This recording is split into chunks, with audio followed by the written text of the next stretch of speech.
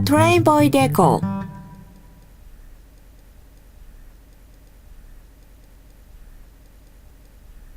Choo-choo. A train boy Deco cheerfully came home from the school as always.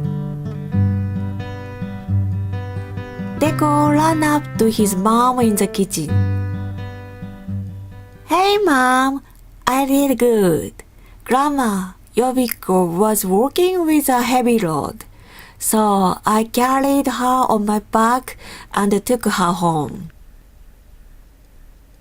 Mom was surprised and widened her eyes. Oh, she was supposed to come here. Deco gulped. Really? But Grandma said, Thank you, you helped me a lot. And gave me a little money. Then he showed his mom a 100 Japanese yen coin.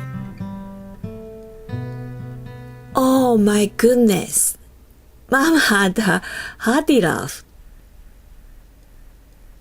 Alright, Deco. Go to pick her up. She should be waiting for you. Mom said to Deco, having a troubled face, and tapped his shoulder.